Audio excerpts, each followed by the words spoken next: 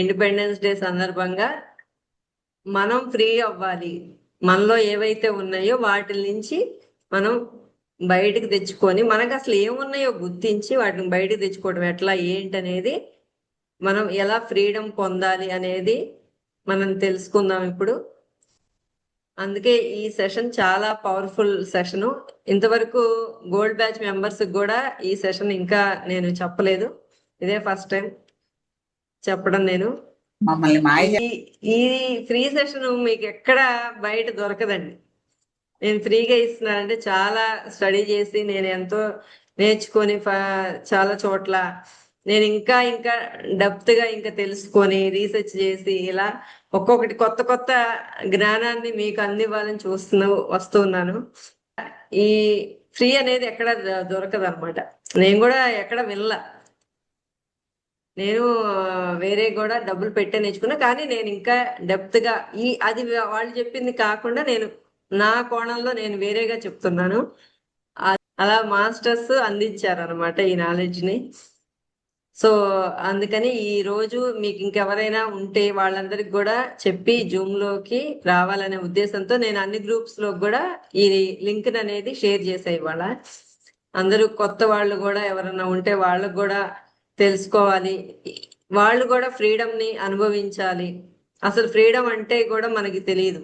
ఇప్పటిదాకా ఏంటి, మనకి ఫ్రీడమ్ అంటే ఈ భౌతికంగా చూస్తే ఫ్రీడమ్ వచ్చినట్లు కాదు. మనకి ఏవైతే ఉన్నాయో వాటిని క్లియర్ చేసుకోవడం, ఇవన్నీ కూడా మనం తెలుసుకుంటాం. ఇప్పుడు మనం మన ప్యాటర్న్స్ ఏవేంటనేది చూద్దాం. అసలు ప్యాటర్న్స్ అంటే ఏంటి?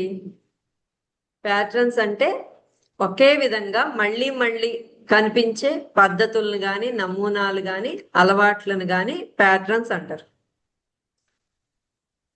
మనకి ఏవేం ప్యాటర్న్స్ వస్తున్నాయి అనేది చూడండి. హెల్త్లో కావచ్చు, రిలేషన్స్లో కావచ్చు, మనీలో కావచ్చు, కెరీర్లో కావచ్చు, వెల్త్, ఇంకా స్పిరిచువాలిటీలో కావచ్చు, ఏదైనా కానీ మీకు పదే పదే మళ్ళీ ఏం కనిపిస్తున్నాయి? ఎంత డైటింగులు ఎంత ఫాలో చేస్తున్నా కూడా ఇంకా లావుగానే ఉండాలి అంటే లావుగానే ఉంటున్నారు. ఎంత తగ్గుతాము, వెయిట్ తగ్గుతాం అన్నా కూడా ఇంకా ఎంత చేస్తున్నా కూడా ఇంకా అట్లానే ఉంటుంది. లేకపోతే అనారోగ్య సమస్యలు ఉంటాయి, ఎప్పుడు ఎంత దాని మీద ఫోకస్ చేసినా కూడా ఇంకా అదే రిపీట్ అవుతుంది మళ్ళీ. లేకపోతే అవే గొడవలు జరుగుతున్నాయి ఇంట్లో, లేకపోతే అవే మనీ ప్రాబ్లమ్స్. ఎప్పుడు ఒకసారి మోసం జరిగింది అనుకోండి, ఎప్పుడు ఇంకా మోసం చేసే వాళ్ళే మీ లైఫ్లో వస్తున్నారా? లేకపోతే ఒకసారి మంత్లో ఫస్ట్లో వచ్చిన అమౌంట్ మళ్ళీ వెంటనే అయిపోతుందా? ఇలా వస్తుంటే ఇలా అయిపోతుందా? ఎప్పుడు అదే రిపీట్ అవుతుందా? ఒకసారి 2 సార్లు జరిగితే కాదు, ప్రతిసారి అదే రిపీట్ అవుతూ వస్తుంటే దాన్ని ప్యాటర్న్ అంటారు. ఆ ప్యాటర్న్స్ ఏమున్నాయో మీరు రాయండి. ఇప్పుడు ఆలోచనలు వస్తున్నాయా, లేకపోతే నెగిటివ్ ఎమోషన్స్ ఏమొస్తున్నాయి? పదే పదే పద్దాక బాధే వస్తుందా, లేకపోతే పద్దాక భయం వస్తుందా, లేకపోతే పద్దాక కోపం వస్తుందా? అట్లా చూసుకోండి. మీకు ఏవైతే ఉన్నాయో అవి రాసుకోండి. థాట్ ప్యాటర్న్స్, మన ఆలోచన విధానాలు. అసలు ప్యాటర్న్స్ గురించి మనం ఎన్నున్నాయి అనేది చూద్దాం. Types of patterns. Book pen దగ్గర పెట్టుకోండి. మీకు ఏదైనా ఇంపార్టెంట్ అనిపిస్తే నోట్ చేసుకోండి. ఏదైనా యాక్టివిటీ ఉంటే యాక్టివిటీ చేయడానికి దగ్గర పెట్టుకోండి. అసలు మనకి ఏమేమి ఉన్నాయో ఫస్ట్ మనం ఇవాళ గుర్తించుదాం. ఓకేనా? ఫస్ట్ది వచ్చేసేసి థాట్ ప్యాటర్న్స్. ఆ థాట్స్ ఎక్కడి నుంచి వస్తాయి? మన మైండ్ నుంచి వస్తాయి. మన మైండ్లో ఉంటాయి థాట్స్ అనేవి కదా. సెకండ్ పాయింట్ వచ్చేసి మనీ ప్యాటర్న్స్. డబ్బు విషయంలో రిపీట్ అయ్యే ప్యాటర్న్స్ ఏంటండి? వీడియో ఒకసారి ఏమంటే అదే ఇప్పుడు మనకు కాకుండా మన హస్బెండ్ కూడా రిపీట్ అవుతుంటే అవి కూడా రాసుకోవచ్చు అంటారా? ఒకవేళ ఇప్పుడు మీకు అది ఏం తెలియట్లేదంటే ముందు సబ్జెక్టు వినండి, సబ్జెక్ట్ రాసుకోండి, తెలుసుకోండి. తర్వాత ఏమన్నా ఆలోచించుకొని క్లాస్ అయిపోయాకైనా గుర్తించి రాసుకోండి. మనకేమున్నాయో మనకి తెలియదు, మన పక్కన వాళ్ళకి ఏమున్నాయా అనేది చూస్తూ ఉంటాం మనం. జనరల్ గా కామన్ గా అదే జరిగేది. నేనైనా అంతే, మా హస్బెండ్ లో ఏముందని చూస్తా, లేకపోతే మా పిల్లలకి ఏముందని చూస్తా ఉంటాం. మనలో ఏమున్నాయి అనేది చూడాలంటే మనకి తెలియదు. ఇప్పుడు మా హస్బెండ్ అడిగితే నా గురించి అయితే ఆయన చెప్పేస్తాడు, ఎందుకంటే ఆయనకి అవి కనిపిస్తాయి. ఎదుటి వ్యక్తి మనకు కనిపిస్తాయి. అలా అని కాదు కానీ ఆహా, మీ రిప్- గురించి కాదు, నా గురించి చెప్తున్నా. నేను కూడా అంతే చేసేది, నాకు కూడా అలానే ఉంటది. నా గురించి ఏమున్నాయా అని చెప్పి నాకు గబుక్కున స్ట్రైక్ అవ్వదు అనమాట. అందుకని చెప్తున్నాను అనమాట. ఫస్ట్ మన పక్కన వాళ్ళవి కనిపిస్తా ఉంటాయి, ఎందుకంటే వాళ్ళు చూస్తా ఉంటాం కదా ఎప్పుడు. ఎవరికైనా అంతే, మనలో ఏమున్నాయి మనకు అర్థం కావు అసలుకి. సో నెక్స్ట్ మనీ మీరు అన్నారు కదా ప్యాటర్న్స్. ప్యాటర్న్స్ రిపీట్ వస్తుంటాయా అంటే, కొన్ని ప్రొఫెషన్ వైజ్ గా రిపీట్ వస్తుంటాయి కదా ఆ ప్రొఫెషన్ లో. ఇప్పుడు మనకు తెలుస్తుంది కదా వాళ్ళు సఫర్ అవుతున్నారని. అవును, సో అవే అనుకున్నా. అదే అదే మనం చూస్తుంటాం కాబట్టి అవి మనం గుర్తించగలుగుతాం. రాసుకోండి, అవి రాసుకోండి. నెక్స్ట్ ఏదన్నా ఎట్లా మనీ ప్యాటర్న్స్ రాసుకోండి. తర్వాత రిలేషన్షిప్ ప్యాటర్న్స్. రిలేషన్స్ లో, సంబంధాల్లో ఏదన్నా గొడవలు గాని మళ్ళీ మళ్ళీ రిపీట్ అవుతున్నాయా, రిపీట్ అయ్యే బిహేవియర్స్ ఏమైనా ఉంటే అవి. లేకపోతే నెంబర్ ప్యాటర్న్స్ కానీ, మేనిఫెస్టేషన్ ప్యాటర్న్స్, ఇలా చైల్డ్హుడ్ ప్యాటర్న్స్, ఇలా టైప్స్ ఉంటాయి అన్నమాట. అన్నిట్లో ఉండాలని లేదు, మీకు ఏది ఉంటే అదే రాసుకోండి. ఉన్న ప్యాటర్న్స్ ఎన్ని రకాలు నేను ఇప్పుడు చెప్పాను అనమాట. వాటిల్లో మీకే ఉంటే అవి. ఇప్పుడు ఈ సెషన్ లో మనం ఏం చేస్తామంటే, చాలా ప్యాటర్న్స్ ఉంటాయి. అన్ని ప్యాటర్న్స్ మనం ఇప్పుడు ఈ సెషన్ లో చెప్పడానికి కుదరదు. నేను చైల్డ్హుడ్ ప్యాటర్న్స్ ఒక్కటి గురించి నేను ఇప్పుడు చెప్తాను. చైల్డ్హుడ్ ప్యాటర్న్స్ ఏమేమి ఉంటాయి, అసలు చైల్డ్హుడ్ ప్యాటర్న్స్ అంటే ఏంటి, అవి ఎలా ఏర్పడతాయి, అవి అసలు నేను కామన్ గా కొన్ని చెప్తాను. వాటిలో మీకు ఏమైనా ఉంటే గుర్తించండి, లేకపోతే ఇంకేదన్నా మీకు అనిపిస్తే అవి కూడా చూసుకోండి. అసలు చైల్డ్హుడ్ ప్యాటర్న్స్ అంటే ఏంటి? చైల్డ్హుడ్ ప్యాటర్న్స్ అంటే చిన్నప్పటి ఎక్స్పీరియన్సెస్ కానీ, మన చుట్టూ పెద్దలు ఉంటారు కదా, ఆ పెద్దల మాటల వల్ల కానీ, కుటుంబ వాతావరణం కానీ, లేకపోతే భయాలు కావచ్చు, వాళ్ళ యొక్క నమ్మకాలు కావచ్చు, వాళ్ళ వల్ల మనకి ఏర్పడిన, అంటే పెద్దయ్యాక కూడా తెలియకుండా అవే రిపీట్ అవుతూ ఉంటాయి. అలాంటి ఆలోచనలు చేస్తూ ఉంటాం, అలాంటి బిహేవియర్సే, అలాంటి ప్యాటర్న్సే మనకు నడుస్తూ ఉంటాయి. వీటిని చైల్డ్హుడ్ ప్యాటర్న్స్ అంటారు. చైల్డ్హుడ్ ప్యాటర్న్స్ ఎలా ఏర్పడతాయి? చిన్నప్పుడు ఎక్స్పీరియన్సెస్ మనం ఏదైనా పొందాం అనుకోండి, లేకపోతే ఏదైనా ఒక ఎమోషన్ వచ్చింది, లేకపోతే ఏదైనా ఒక నమ్మకం, లేకపోతే ఒక బిహేవియర్ గా అలా మారిపోయింది అనుకోండి, అది చైల్డ్హుడ్ ప్యాటర్న్ గా ఏర్పడింది. ఉదాహరణకు, చిన్నప్పుడు మీ చిన్నతనంలో డబ్బు సంపాదించడం చాలా కష్టమని మీరు పద్దాకా వినున్నారు అనుకోండి, మీ పేరెంట్స్ నుంచి కావచ్చు, పెద్దోళ్ళు కావచ్చు, అది తాత అమ్మమ్మ నాయనమ్మల నుంచి కావచ్చు, లేకపోతే ఎక్కడన్నా మీరు బాగా విన్ను ఉండొచ్చు. అది పడింది అనుకోండి, అది ఒక బిలీఫ్ గా, నమ్మకంగా ముద్ర పడిపోతుంది మనకి చిన్నతనంలోనే. Money is difficult, money is difficult, money making is difficult అని ఎప్పుడైతే అట్లా పడిపోయింది అనుకోండి, మీరు పెద్ద అయిన తర్వాత కూడా ఎన్ని స్కిల్స్ నేర్చుకున్నా, ఎన్ని పీజీలు పిహెచ్డీలు చేసినా కూడా మీకు మనీ సంపాదించడం కష్టంగానే ఉంటుంది. ఎందుకంటే ఆ చిన్నతనంలో పడిపోయిన ఆ బ్లాక్ అనేది మీరు క్లియర్ చేసుకోలేదు కాబట్టి, మీరు ఇప్పుడు కూడా మీకు అలాగే అనిపిస్తూ ఉంటది. లేకపోతే ఈ మనీ ఏమన్నా చెట్లకు కాస్తాయా, చాలా జాగ్రత్తగా ఆ, ఉపయోగించుకోవాలి, చాలా సేఫ్ గా చూడాలి దాన్ని, మనీ సంపాదించడాన్ని. అంటే ఒక లేనితనంగా ఉంటది, భయంగా ఉంటది. మన డబ్బు అంటే భయం. డబ్బు అంటే చాలా పిసినారితనంగా ఉన్నారనుకోండి, ఇంట్లో చాలా ఇబ్బందులు ఉన్నాయి. అంతకుముందు మీ చిన్నతనంలో 0 to 7 years లోనో, లేకపోతే 7 to 14 years లోనో హెల్త్ లో ఎలా ఉంటుంది, మనీలో ఎలా ఉంటుంది, ఇవన్నీ ప్యాటర్న్స్ గా మారిపోయి ఉంటాయి అన్నమాట. ఇప్పుడు కామన్ చైల్డ్హుడ్ ప్యాటర్న్స్ ఏంటో తెలుసుకుందాం. Common childhood patterns. ఫస్ట్ వచ్చేసి పీపుల్ ప్లీజింగ్, అందరినీ సంతోష పెట్టాలని ప్రయత్నించడం. మన చుట్టుపక్కల ఉన్న వాళ్ళందరూ సంతోషంగా ఉండాలి అనుకుంటూ వీళ్ళు సంతోషంగా ఉండరు అనమాట. వీళ్ళ గురించి వీళ్ళు పట్టించుకోరు. వీళ్ళ గురించి వీళ్ళు పట్టించుకోకుండా వాళ్ళ ఇంట్లో వాళ్ళ అమ్మకి, నాన్నకి, లేకపోతే వాళ్ళ హస్బెండ్కి, లేకపోతే భార్యకి, పిల్లలకి, వాళ్ళకి ఏం కావాలి, వాళ్ళు ఏం చేస్తే సంతోషంగా ఉంటారు అని వాళ్ళకి గిఫ్ట్లు తీసుకురావటం, లేకపోతే వాళ్ళకి నచ్చిన వంటలు చేసి పెట్టడం, లేకపోతే ఇంకేదైనా అలా వాళ్ళకి నచ్చినట్లుగా వాళ్ళ రూమ్ ని నీట్ గా చేయటం, ఏదైనా గిఫ్ట్లు స్కూల్ నుంచి రాగానే, లేకపోతే ఏదైనా మంచిగా ఇవ్వాలి వాళ్ళకి, లైఫ్ లో ఇంకా బాగుండాలంటే, వాళ్ళు సంతోషంగా ఉండాలంటే నేను ఇంకా అలా ఆలోచిస్తూ ఉన్నాం అనుకోండి, దాన్ని పీపుల్ ప్లీజింగ్ అంటారు. వాళ్ళ గురించి వాళ్ళు చూసుకోరు. అంటే నేను తినకపోయినా పర్లేదు, నేను మంచిగా డ్రెస్ అప్ అవ్వకపోయినా పర్లేదు, మా పిల్లలకి ఇస్తే చాలు, మా పిల్లలకి అడ్డు పెడితే చాలు అని వాళ్ళని వాళ్ళు చూసుకోరు అనమాట. ఎత్తుతున్నా సత్యవతి బెస్ట్ గారు. Example, best example. ఆ, అట్లా అన్నమాట. అది ఉండకూడదు. అది ఒక ప్యాటర్న్ అన్నమాట. సో చూసుకోండి, నేను ఒక 10 పాయింట్స్ చెప్తాను, వాటిల్లో మీకు ఏమున్నాయి అనేది టిక్ పెట్టుకోండి. 10 to 15 పాయింట్స్ ఉంటాయి, అవి నేను చెప్తాను, మీరు ఏది ఉంటే అది టిక్ పెట్టుకోండి, రాసుకోండి. People pleasing. సెకండ్ పాయింట్ వచ్చేసి ఫియర్ ఆఫ్ రిజెక్షన్. తిరస్కరణకు చాలా భయపడ్డం. మిమ్మల్ని ఎవరన్నా తిరస్కరించారనుకోండి, చాలా షేమ్ గా, బాధపడుతూ, భయపడుతూ ఉంటారు. ఏమన్నా చదివినప్పుడు కూడా, లేకపోతే ఇంటర్వ్యూలో అప్పుడు కూడా యు ఆర్ రిజెక్టెడ్ అని ముద్ర వేసారు అనుకోండి, మనకి సిగ్గేస్తుంది, భయం వేస్తుంది, బాధ వేస్తుంది, అందరి ముందు నేను చాలా ఈ అవమానం పొందాను అని చెప్పి అనిపిస్తూ ఉంటుంది. ఒకవేళ అది ఏమన్నా ఉందంటే గనక దాన్ని చూసుకోండి.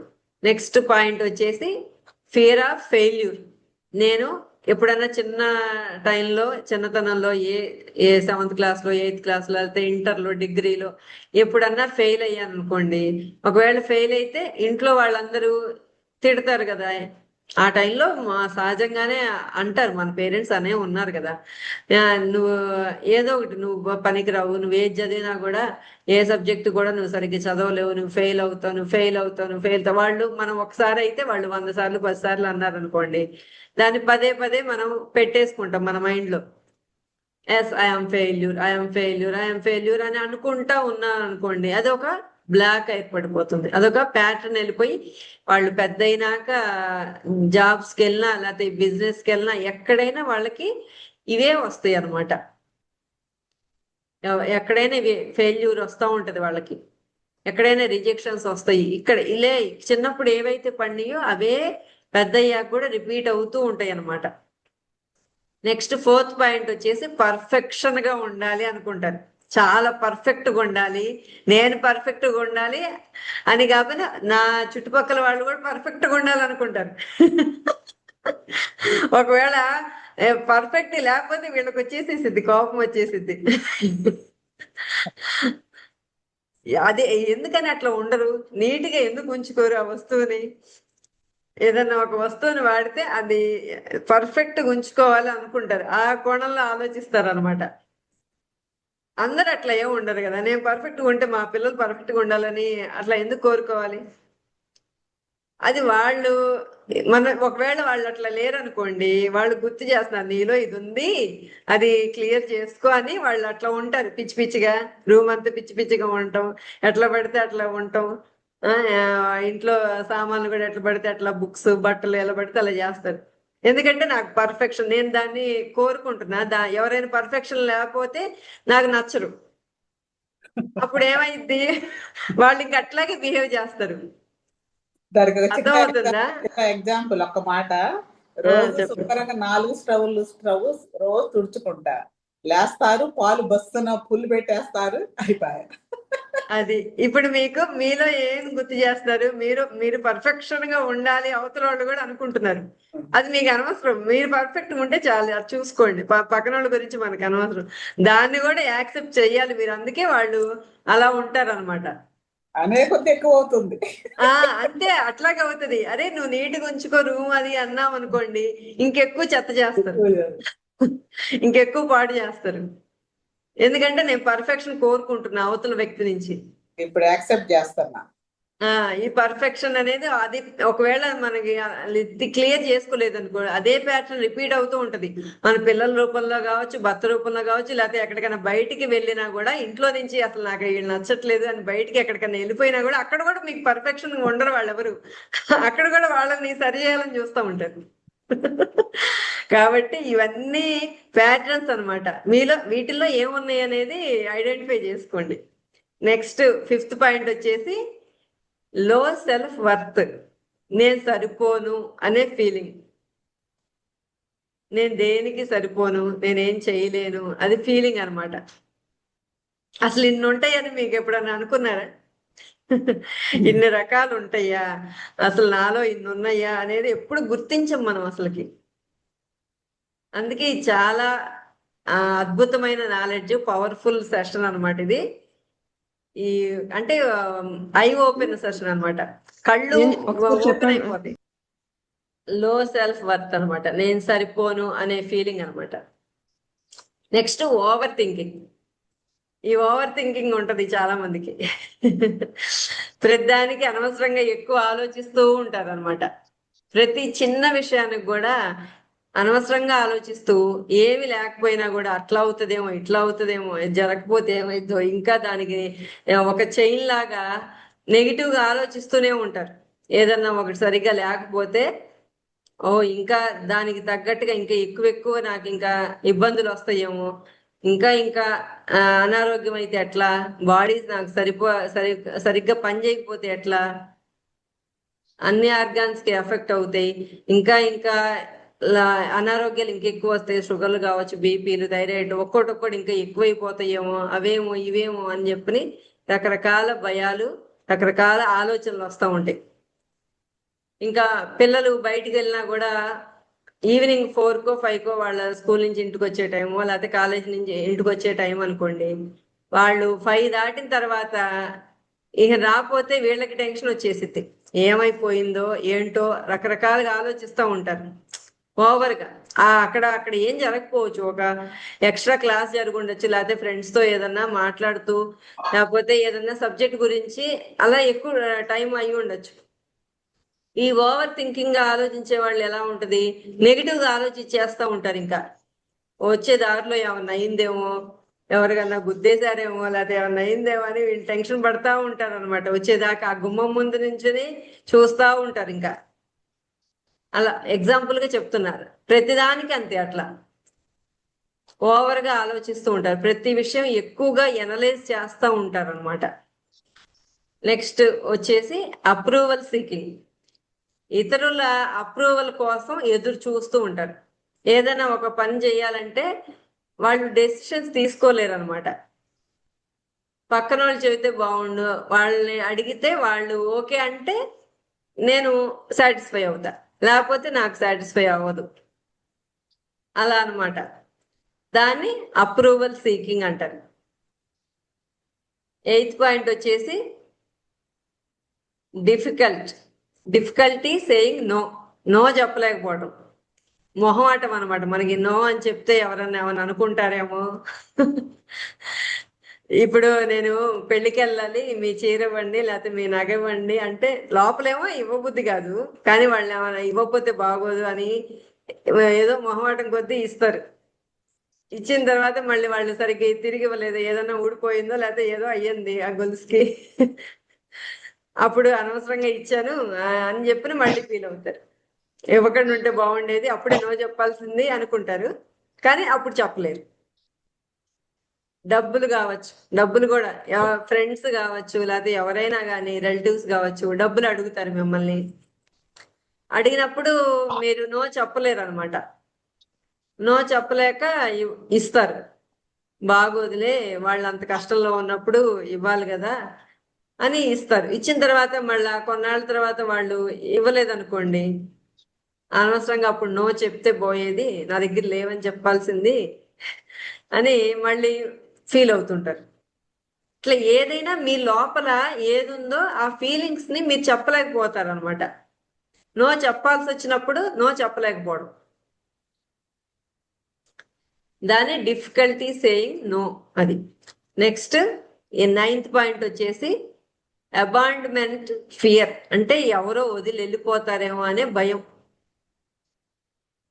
ఈ భయాలు ఇవన్నీ 0 to 7 years లోనే వచ్చేస్తా ఉంటాయి.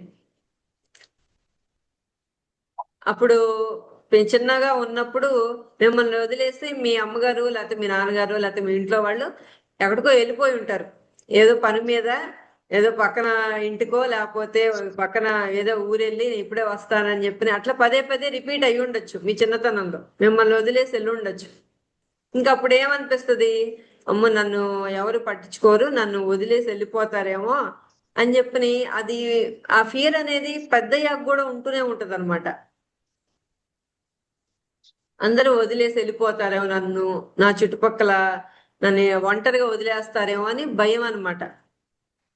ఆ భయం ఏర్పడిపోయిద్ది ఇంకా ఎంత పెద్ద వయసు వచ్చినా కూడా.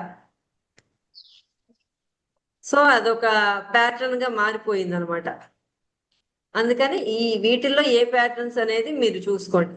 నెక్స్ట్ వచ్చేసి ఎమోషనల్ సప్రెషన్. ఎమోషన్ గా వాళ్ళని వాళ్ళు దాచుకుంటారు, బయటికి ఎక్స్ప్రెస్ చేయకుండా వాళ్ళని వాళ్ళు అణుచుకుంటారు అనమాట. వాళ్ళ భావాల్ని బయటికి ఎక్స్ప్రెస్ చేయలేకపోతుంటారు అనమాట.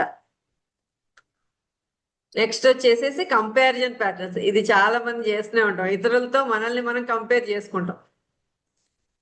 వాళ్ళ ఛానల్లో బాగా సాధించేస్తున్నారు, వాళ్ళకి చాలా ఎక్స్పీరియన్స్ వచ్చి నాకేమి రాలేదు అని, లేకపోతే వాళ్ళు అంత డబ్బులు సంపాదించారు, నేనేం సంపాదించలేకపోయాను, లేకపోతే వాళ్ళు అంత పెద్ద గొప్ప ఇంట్లో ఉంటున్నారు, లేకపోతే అంత పెద్ద మంచి కారులో వెళ్తున్నారు, నాకు కారు లేదు. అలా ప్రతిదీ కంపేర్ చేసుకుంటూ ఉంటారు. పిల్లల దగ్గర నుంచి ఇది ఉంటూనే ఉంటుంది. వాళ్ళకి మంచి మార్కులు వచ్చి నాకు రాలేదు, అలా చిన్న పిల్లలు కూడా అలాగే కంపేర్ చేసుకుంటారు. ఇది ఆల్మోస్ట్ ఉంటది. అంటే పర్సంటేజ్లో డిఫరెన్స్ అయినా కొంతమందికి 10%, కొంతమందికి 20%, లేకపోతే 50, 70 అలా వేరియేషన్స్ ఉంటాయి. కానీ అందరికి కామన్ గా ఉంటది ఇది కంపారిజన్ అనేది. వీటిల్లో చూసుకోండి ఎంత పర్సంటేజ్ ఉంది ఏంటనేది రాసి పెట్టుకోండి. Next guilt pattern. మన కోసం ఏదైనా చేసుకున్నా గిల్ట్ ఫీల్ అవటం. అంటే ఇప్పుడు నేను ఏదన్నా కొత్త డ్రెస్సో లేకపోతే కొత్త చీరో ఏదో ఒకటి నా కోసం నేను ఒక గిఫ్ట్ కొనుక్కున్నాను అనుకోండి, దానికి కూడా నేను గిల్ట్ ఫీల్ అవుతా. నేను ఏదైనా ఒక వాచ్ కొనుక్కోనివ్వండి, ఏదో ఒక గిఫ్ట్ నేను కావాల్సిన కొనుక్కున్నా కూడా నేను నేను షేమ్గా ఇదేంటి నేను కొనుక్కున్నాను, నాకు అంత అర్హత లేదన్నట్లుగా గిల్ట్ ఫీల్ అవుతూ ఉంటాం అనమాట. Next over giving. అంటే ఎక్కువగా ఇచ్చేసేస్తూ ఉంటారు అవతల వాళ్ళకి.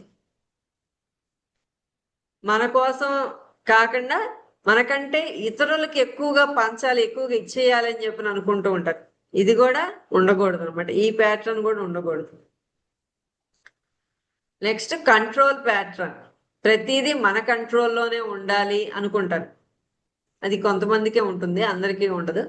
ప్రతిదీ నేను చెప్పినట్లే వినాలి నా ఇంట్లో వాళ్ళు లేకపోతే నా చుట్టుపక్కల వాళ్ళు అని నా కంట్రోల్లోనే ఉండాలి ప్రతిదీ అనుకుంటారు అనమాట. ఏదైనా కానీ ఇది కిచెన్ లో ఎవరైనా వస్తే ఇదేంటి కిచెన్ లో నువ్వెందుకు వచ్చావు, ఇది నాది, నువ్వు ఇది వస్తువు పాడు చేస్తావు, నువ్వు రావాకు చేయవాకు అని మన పిల్లలకి చెబుతూ ఉంటాము. అట్లా అనమాట. Next scarcity pattern. నాకు ఎప్పటికీ సరిపోదు అనే భావన.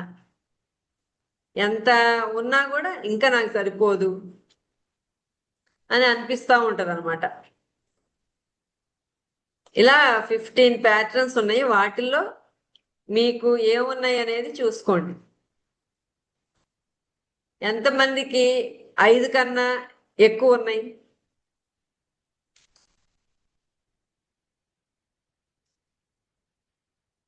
ఎంతమందికి 5 కన్నా తక్కువ ఉన్నాయి? నాకు 5 ఉన్నాయి మేడం. 5 ఉన్నాయా? ఓకే. చైల్డ్హుడ్ ప్యాటర్న్స్ అంటే ఇది నాకు ఇన్ని ఉన్నాయి అని చెప్పి మీరేమి ఫీల్ అవ్వకండి, ఇది మీ తప్పు కాదు. చిన్నప్పుడు మనం చూసిన, విన్న, అనుభవించిన విషయాల నుంచి మన బ్రెయిన్ కొన్ని సర్వైవల్ వాటిలో ఉంటుంది, స్ట్రాటజీస్ లో నేర్చుకుంటుంది అనమాట. పెద్దయ్యాక అవి అవసరం లేకపోయినా కూడా కొన్ని సందర్భాలు వచ్చినప్పుడు ఆటోమేటిక్ గా అవి యాక్టివేట్ అవుతాయి. అది చిన్నప్పుడు కదా నాకు ఇప్పుడేం లేదని అనుకుంటాం, కానీ ఆ టైం వచ్చినప్పుడు యాక్టివేట్ అవుతాయి అన్నమాట. ముద్ర పడుద్ది చిన్నప్పుడు. ముద్ర పడిపోయింది. అది మీరు తీలేదు కాబట్టి ఇంకా ఇప్పటికి కూడా 50 ఏళ్ళు కానివ్వండి, 60 ఏళ్ళు, 70 ఏళ్ళు, ఎన్నేళ్ళు వచ్చినా, ఎంత పెద్ద పొజిషన్ లో ఉన్నా కూడా ఆ ప్యాటర్న్స్ అనేవి తీయకపోతే ఇంకా అలానే ఉంటాయి. చిన్న ఎగ్జాంపుల్ అండి, చెప్పచ్చా? చెప్పండి. అంటే నాకు ఇంటర్మీడియట్ లో మెడికల్ కి ఎంట్రన్స్ రాసాము. నాకు 97 మార్కులు వచ్చినాయి 120కి. నాన్నగారు సీటు గురించి గుంటూరు మెడికల్ కాలేజీకి వెళ్తే నాకు వచ్చింది 97, 98 తోటి ఎండ్ అయిపోయింది సీటు. ఇంకా రావు సీట్లు, క్లోజ్ అయిపోయినాయి. బీడిఎస్ ఇస్తామండి, ఫస్ట్ ఉంది మీ అమ్మాయి, బీడిఎస్ వచ్చేస్తుంది అంటే, మాకెందుకు పళ్ళ డాక్టరు, మాకు వద్దని మా నాన్నగారు వదిలిపెట్టి వచ్చేసారు. వచ్చి ఒక్క మార్క్ ఎందుకు తెచ్చుకోలేదు, నువ్వు ఒక్క మార్క్ అని ఇంక ఇలాగంటా. చిన్నపిల్ల మనకు 16 ఏం తెలుస్తుంది మనకి, ఒక్క మార్క్ ఎందుకు తెచ్చుకోలేదు, ఎంబీబీఎస్ మెడికల్ అయిపోయేదానివి అని చెప్పేసి ఇంకా అది మనసులో ముద్ర పడిపోయింది నాకు. అదే ఇప్పుడు ఒక్క మార్కు మిస్ అయింది, ఒక్క మార్క్ ఎందుకు తెచ్చుకోవాలా, ఒక్కడొస్తే బాగుండేది, మెడికల్ అయిపోయేదానివని అనే చాలా సార్లు అన్నారు. సరే ఇంకా అయిపోయింది కదా అని నేను ఇంకా బిఎస్సిలో మా బాటనీలో ఫస్ట్ వచ్చాను. మా నాన్నగారు లేరు. ఎంఎస్సిలో మళ్ళీ యూనివర్సిటీ 6th ర్యాంక్ వచ్చా. మా నాన్నగారు లేరు, శరీరం వదిలేశారు. పట్టుకొని దాన్ని ఇంకా లాగి మాక్సిమం నేను తిండి తినకుండా సెలైన్ పెట్టించుకొని వెళ్ళి ఎగ్జామ్ రాసేదాన్ని. అది అలా ముద్ర పడిపోయింది నాలో. అదే అంటుంది, అట్లా చిన్నప్పుడు పడిపోతాయి, మనకి తెలియదు. కొంతమందికి అసలు తెలియదు. ఇప్పుడు మీరు గుర్తించగలిగారు, కొంతమందికి అది కూడా తెలియదు, గుర్తించలేము, అసలు గుర్తు కూడా ఉండవు. ఆ టైంలో ఏం జరిగినాయో అందరికి గుర్తుండవు కదా. మీరు కొన్ని గుర్తు పెట్టుకున్నారు కాబట్టి అది గమనించగలిగారు. అప్పుడు ఎప్పుడైనా మనం గుర్తిస్తే దాన్ని క్లియర్ చేసుకోవడానికి అవకాశం ఉంటుంది. అసలు నాలో ఏముందనేది నాకు తెలియకపోతే నేనేం తీసేయలేను కదా. ఇప్పుడు మీ ఇంట్లో ఉన్నాయి సరికాని, అంటే అన్ని షెల్ఫ్ల్లో ఎన్నెన్నో చాలా ఉన్నాయి, మంచి ఉంటాయి, చెడు అంటే అక్కర్లేనివి ఉంటాయి, అవసరమైనవి ఉంటాయి.